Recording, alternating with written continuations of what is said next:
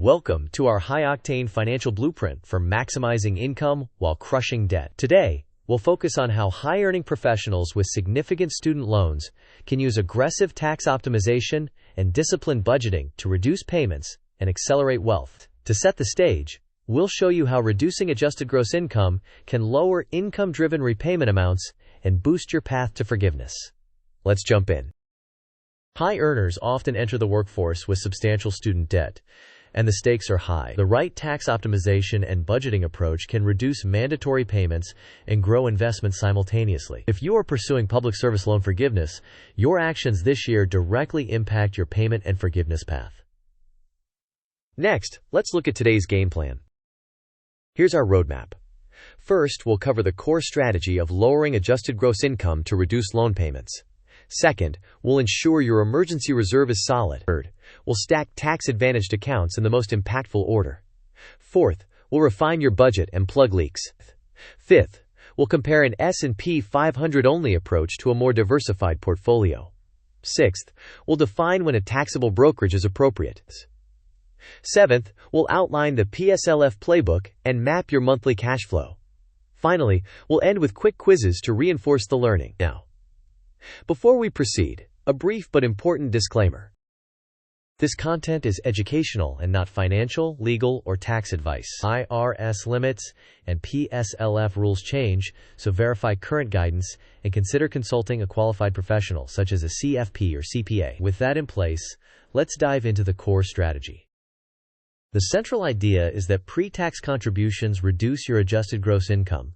Contributions to a 401k or 403b and to an HSA directly lower AGI. For borrowers using income-driven repayment plans and pursuing public service loan forgiveness, this means your calculated monthly payment may decrease when AGI drops. Over 120 qualifying payments, more of your balance could be forgiven, while your retirement accounts grow at the same time.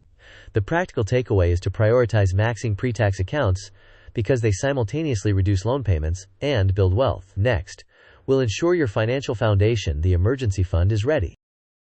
Start by calculating 3 to 6 months of essential expenses as your emergency reserve target. Keep this money in a high-yield savings account to maintain liquidity. Compare current rates and avoid settling for lower yields when better options are available. Automate contributions on payday to steadily build the fund. Label separate buckets for true emergencies and for sinking funds, so you do not spend your emergency reserve by mistake. Now that the foundation is set, let's check yields and how to think about them conceptually. These figures are illustrative only and for concept demonstration. The message is to shop for competitive yields, because a materially higher rate on a significant cash balance can matter over time. The emergency reserve belongs in liquid, low-volatility vehicles.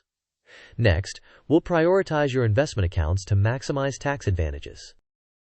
Prioritize your 401k or 403b pre-tax contributions and, if eligible, your HSA. For 2024, the 401k or 403b contribution limit is $23,000, with additional catch-up contributions allowed at age 50 and above. Health savings accounts offer a triple tax advantage and have separate limits for individuals and families, with catch-up allowed at age 55. Next, consider contributing to a Roth IRA subject to income eligibility and annual limits.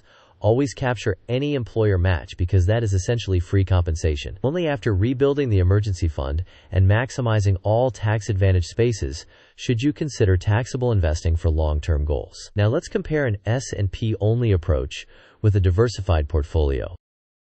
An S&P 500-only approach is simple, low cost, and provides broad U.S. large-cap exposure. However, it can carry concentration risk, especially in technology heavyweights. A diversified approach adds total market, international, and possibly mid or small caps, aiming to reduce concentration and factor risks while potentially smoothing returns across cycles. The trade-off is slightly more complexity and the need for periodic rebalancing. With portfolio structure in mind, let's design a budget that supports these priorities. This pie chart illustrates an example of how monthly cash flow could be allocated. A substantial portion goes to pre-tax savings before taxes to reduce AGI taxes. Take another segment. Essentials such as rent and utilities occupy a significant portion. Sinking funds handle near-term goals like travel or a wedding, without exposing money to market volatility. Discretionary spending is intentionally limited to preserve savings rate. The small buffer or debt interest category captures residual obligations.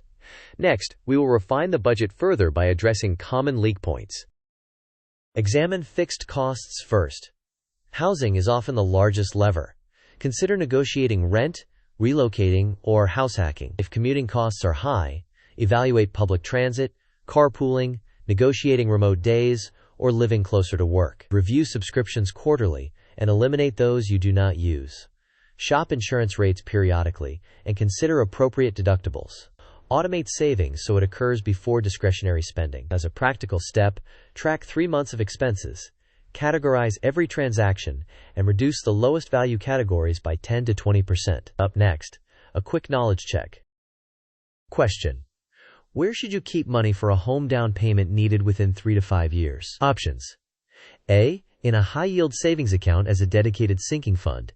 B. In a taxable brokerage invested in stocks. C. In volatile crypto. Or D. In meme stocks. You may pause the video now to think about the answer.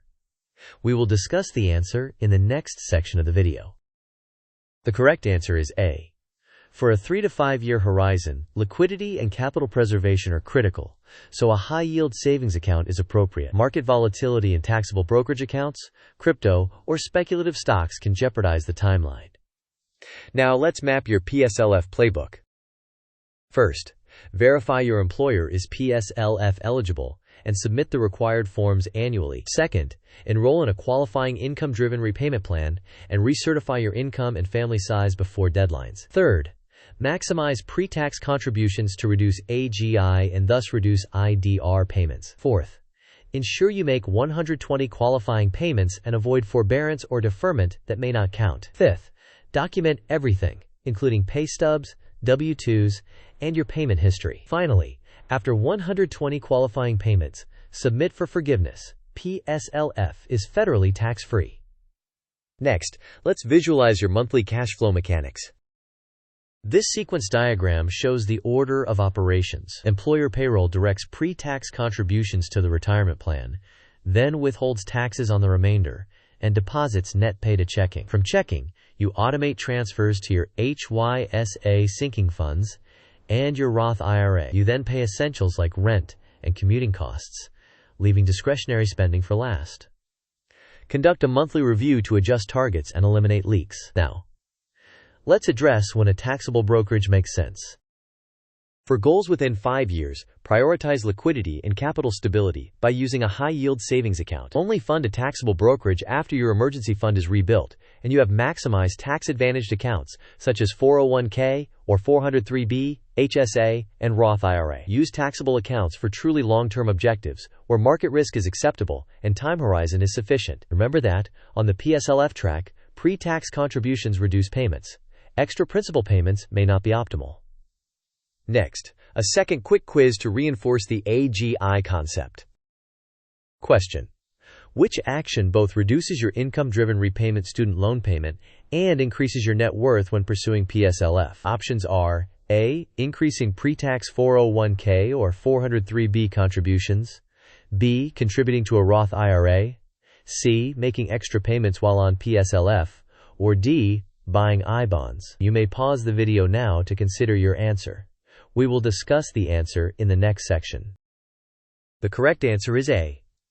Increasing pre-tax 401k or 403b contributions lowers adjusted gross income and can reduce income-driven repayment amounts while simultaneously increasing retirement savings. The other actions may be beneficial in certain contexts, but they do not directly lower AGI and IDR payments.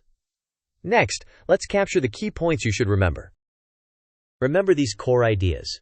Use pre-tax accounts to lower AGI and reduce IDR payments. Maintain a fully funded emergency reserve in a competitive high-yield savings account before investing in risk assets. Maximize tax-advantaged accounts before considering taxable investing for long-term goals. Diversify beyond a single index to reduce concentration risk. Keep short-term goals in cash-like vehicles. Finally, track spending, automate savings, and review regularly to eliminate leaks. Now, let's summarize the entire blueprint in a concise format. In summary, begin with a fully funded emergency reserve in a competitive high-yield savings account. Maximize pre-tax retirement accounts and HSA contributions to reduce adjusted gross income and lower income-driven repayment amounts. Add Roth IRA contributions if eligible, and only use taxable accounts after maximizing all tax-advantaged options. Consider a diversified investment approach to mitigate concentration risk. Optimize your budget by addressing fixed costs first and automating transfers. For PSLF, certify annually, make 120 qualifying payments, and maintain thorough documentation. Finally, let's end with a quick nudge to engage. Thank you for watching. If this blueprint helped, please like the video, share it with someone who needs it, and subscribe for more content. Tell us in the comments what your next financial goal is and any questions you want answered next.